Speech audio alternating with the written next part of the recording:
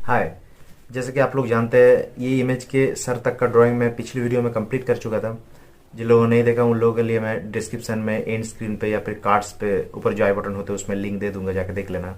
और आज नीचे जो बॉडी वाला पोर्शन है उसे कवर करेंगे और जो बैकग्राउंड है उसको ड्रॉ करेंगे। और बैकग्राउंड बहुत ही इंटरेस्टिंग सा होगा। क्यों? क्योंकि ये जो इमेज का बैकग्राउंड है उसको ड्रॉ नहीं करेंगे, अपने माइंड से कुछ क्रिएटिव सा ड्रॉ करेंगे।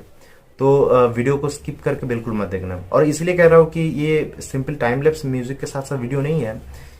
यहाँ पे ड्राइंग के रिलेटेड मैं कुछ बातें भी करूंगा, तो इसीलिए कह रहा हूँ कि वीडियो को स्किप करके एकदम लास्ट में जाकर ऐसा मत देखना। और तो आइए शुरू करते हैं। अब नीचे का पोर्शन थोड़ी थोड़ी आउटलाइन और थोड़ी थोड़ी शेडिंग करके बनाते हैं। आउटलाइन बोलते ही एक बात दिमाग पे आया है। देखिए, कला का बहुत सारा एक्सपेक्ट होता है, लेकिन मैं यहाँ दोनों एक्सपेक्ट को पकड़ूंगा। जैसे कि एक है बहुत अच्छी तरह से आउटलाइन बनाना, और दूसरी है आउटलाइन बनाने के बाद जो परफेक्टली शेडिंग होता है वो। अब सिर्फ इन दोनों एस्पेक्ट को पकड़ के एक एग्जांपल दे रहा हूँ। मान लीजिए मैंने किसी आदमी का 2 पोर्ट्रेट बनाया। एक पोर्ट्रेट में सिर्फ आउटलाइन बना के ही छोड़ दिया, कोई शेडिंग वेडिंग नहीं की, और आउटलाइन ऐसा बनाया है कि उस आदमी को पहचानने वाला हर कोई वो आउटलाइन देखेगा तो झट से पहचान लेगा कि ये वही आदमी है। और दूसरे पोर्ट्रेट में आउटलाइन टेढ़ा मेढ़ा कोई सा भी एक बनाया, लेकिन शेडिंग दुनिया का सबसे बेस्ट शेडिंग किया। मान लो उससे अच्छा शेडिंग कोई हो ही नहीं सकता।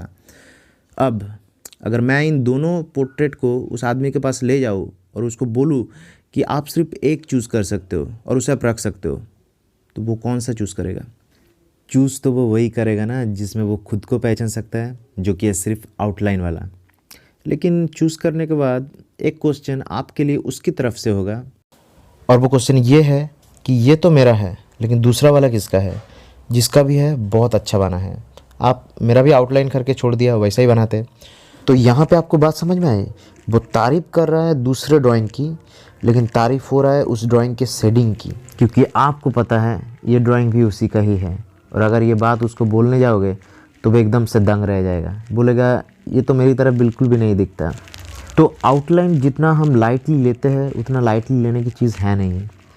मैं भी अभी सीख रहा हूँ कि और बढ़िया तरीके से आउटलाइन को कर पाऊँ। और ये जो सीखने की चाहत है यही आपको आगे और प्रैक्टिस के लिए मजबूर करता है।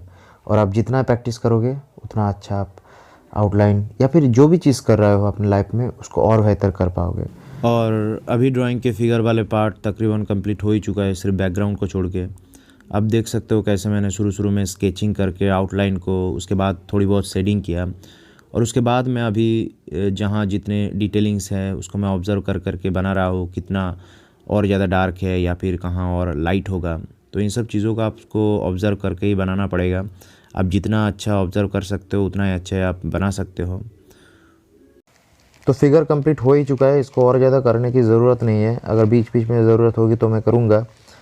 अभी बारी है बैकग्राउंड की, और बैकग्राउंड ओरिजिनल इमेज में जैसा है वैसा नहीं बनाऊंगा, कुछ क्रिएटिव से बनाऊंगा अपने मन से। तो इसलिए इस ओरिजिनल इमेज की अब कोई ज़रूरत नहीं है, उसको हटा देते हैं।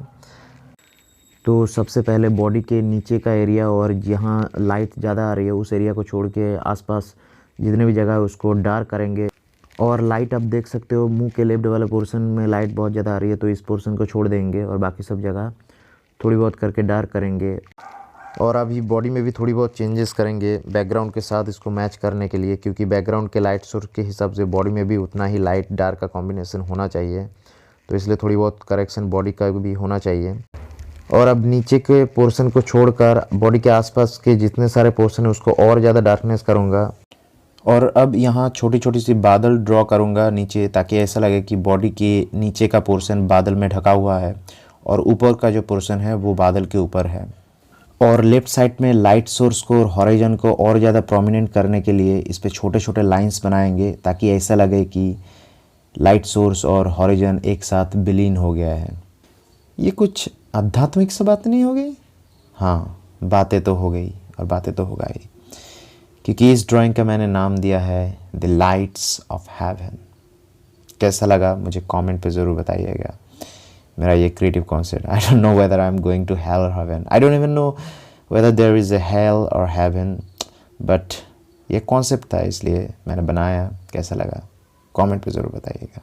Thank you very much. मिलते हैं अगली वीडियो में।